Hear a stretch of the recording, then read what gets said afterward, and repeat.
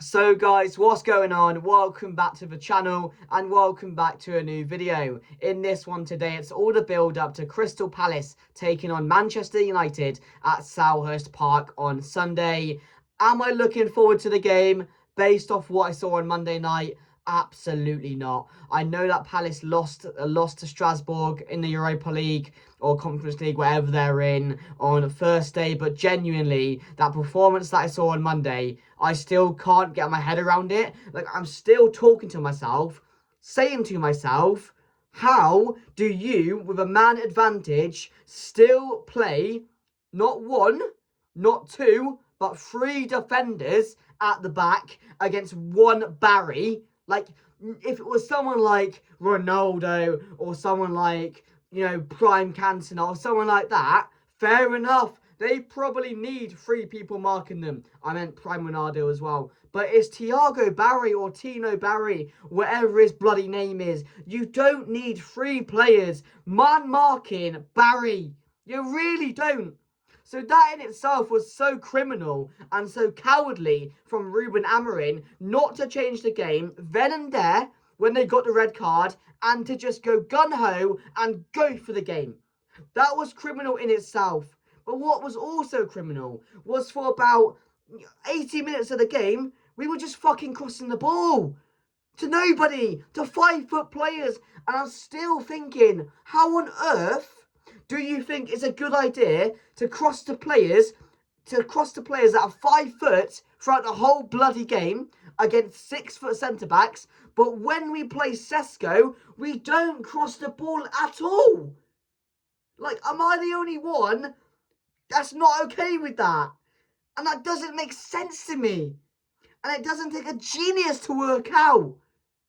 I'm still baffled by it. Like, everything in that game, the players' performances, the strategy, the tactics, and like when they went to 10 men, what we did on that pitch, I don't understand it. Everything went wrong. And it's been going okay recently. The last couple of games have been good before Everton. Not great, but good. We looked like we've gotten over that storm and we're calming it down and we're in a steady period. But after that on Monday, that's a massive step back. Like, I don't think people realise how far of a step back that is. That's not one step back again. That's 3 steps back. It's the manner of it. Like, I don't understand how you can be that bad when going down to 10 men. And credit to Ruben Amorim. When he gets it right, it can be good.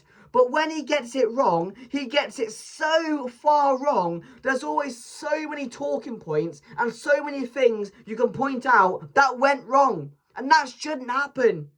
If it went wrong when he made a bad sub, he didn't really perform, or the subs didn't change the game, and that was the only thing about it. But when they're down to 10 men, when you leave on 3 centre-backs, when the subs don't make an impact, when the players put in that performance, and how cowardly it was, how criminal that performance was, there were so many things to talk about negatively about that game. We should never be losing that game. But again, just these players infuriate me sometimes. And this manager infuriates me sometimes. I just don't understand it. And I still can't wrap my head around what happened and why. Because these are professional players. And this is a professional manager who has just played against 10 men with 3 at the back, didn't attack, crossed the ball the whole bloody game to 5-foot players, hoping it would work. And to me, that deserves a sacking in itself. I know I'm being over the top about it. It's never will happen just because of that. But you know what I mean? You know what I'm getting at when I'm talking about this. Like, that was so cowardly and that was so pathetic. It just angered me and pissed me off so bloody much. But yeah, enough about that, because I could talk about that game all day. But Crystal Palace on Sunday, a very tricky game at Selhurst Park. A team in fine form with some very fantastic players who are getting results in the Premier League and are performing at a very high level. And going there with their atmosphere, the way they play, the form they're in.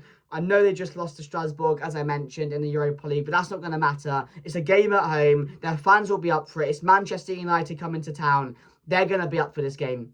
And can I trust Manchester United? I mean, our away form is not too bad. I mean, the Forest game, coming back there to get the late equaliser was really, really pleasing. The same in the Spurs game, coming back there to get the late equaliser, really pleasing. So we're showing away from home, we can still fight, we're still going for 90 minutes, and we can still show that composure to stay in the game and not drop our heads. So we need to see the game. But I want to see a massive reaction on Sunday now. I want to see us go out there and attack Palace. I want to see us go down and put in a really big performance. Because I think after Monday, that's what we deserve. And that's what I want to see. I want to see a reaction. If you don't see a reaction, I'm going to be angry again. Because you can't go and put in a performance like that on Monday and not turn up in the next game. It's unacceptable. And not a single one of those players will actually deserve to play this game and deserve to be in the starting lineup. I don't think they should. If it was up to me, I'd put 11 different players in. But that's not how football works. We need to go out there still with our best team out there, but we need to see a massive reaction. And will we see it? That's the question. Will we see it? Because recent times we haven't seen it. So we need to show now we're capable of putting in that reaction and putting in a big performance and not losing confidence after a pathetic result like Monday. Well, we need to show that on Sunday. We need to show that. We must going into it. But Fabrizio Romano has been talking today, and I want to pick out a few of his points that he made regarding Manchester United. I'll read the outlets out for you. Of course, there's a few rumours going around about João Gomez from Wolves. Manchester United considers João Gomez an opportunity and not a priority. I talked about this in my last video about Manchester United potentially going in for João Gomez in the January transfer window. He's not in the same category as Elliot Anderson, Carlos Baleba and others who again are prime targets for the summer. So again, he wants to join. He's up for joining Manchester United. That we do know if the opportunity does arrive. And I think it would be a very sensible pickup with how shit Agate's been. He's way out of form. This is a very technical player, a player that deserves, in my opinion, deserves to play at a higher level. I don't think he does himself justice in that Wolves team at the moment of how bad they are. So no one's picking out his limelight. No one's picking out his good performances. And he's a player which has really been, considered a very talented midfielder. He's consistent. He does the hard bits in the midfield. He's hard-working, very technical, and again, can drive us up the pitch. And I think similar to Agate, who's not in the best of form, this could be a player very similar to Agate in a way to really rejuvenise this Manchester United midfield and bring stability in until the summer. So, I mean, João Gomez could be a really good pickup for Manchester United if we could get it done. Again, there was some news in Conor Gallagher is considered an opportunity and not part of Manchester United's main midfield targets, similar to João Gomez. So, like, in the January window, if something pops up, these players could be considered and could be moved for, but by Manchester United. But Atletico Madrid are not open to a loan at this time. And again, more news on Ederson from Atalanta, who Manchester United have always been linked with over these transfer windows. There's an exception that conversations between Manchester United and Ederson will resume soon. Again, another very good player, playing at a good level at the moment, really putting in some good performances, getting a lot of attention, who Manchester United could be up for. And again, some news on Cunha. He was not playing the other game because he picked up an injury. Matheus Cunha took a serious blow to the head in training. This we do know is confirmed.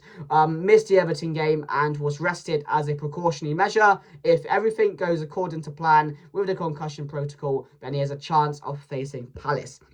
So again, would be a real boost to have Matheus Cunha back, a bit of energy in the team, especially after Monday. We need Cunha back in the squad for Palace on Sunday. And some news on Xerxes. After receiving Joshua Xerxes' approval and ironing out the agent's commission, Roma have to work on an agreement with Manchester United. Roma's aim is to sign Xerxes on a loan deal with a buying option. United would prefer to sell him in the next window. So potentially Xerxes want to look out for leaving Manchester United in the January transfer window. And I do think it's right he does get that move, because when Sesko's back, he's going to be the main guy. Joshua Xerxes not really had a good time at Manchester United. He's had a few good moments, but again, is he good enough? I don't think he is. On Monday, he had his chance, didn't take it. And when you get these chances at Manchester United, you need to be putting in performances. And that didn't happen. So that's all the news from Fabrizio Romano.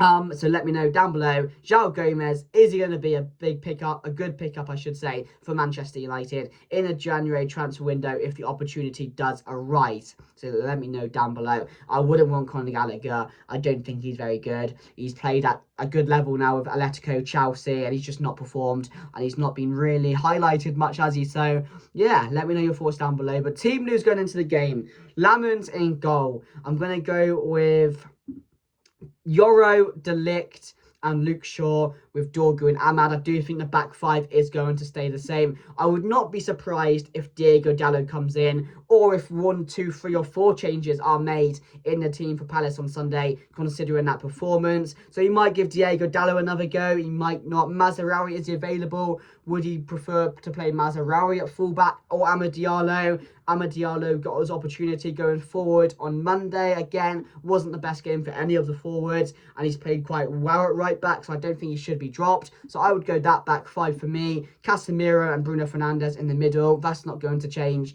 I don't think there's anything better than that midfield at the moment. And then I'm going to go with Cunha and Buemo, and I'm going to go actually Cunha, Mount, and Buemo. No, and Buemo, Mount, and Cunha if he's available. If Cunha's not available, I do think Joshua Zirkzee will be played again with maybe Mount and Buemo. So we'll have to see what happens, guys. But that's my team going into it. Let me know down below. If you did enjoy, make sure to smash a like and comment down below your score predictions as well. That'd be much appreciated. Thank you very much for watching. Like I said, on Sunday, I'm not looking forward to the game, but hopefully, cross fingers, we can see a big reaction. We need to see a reaction on Sunday now, because if not, that means 4 games, no wins.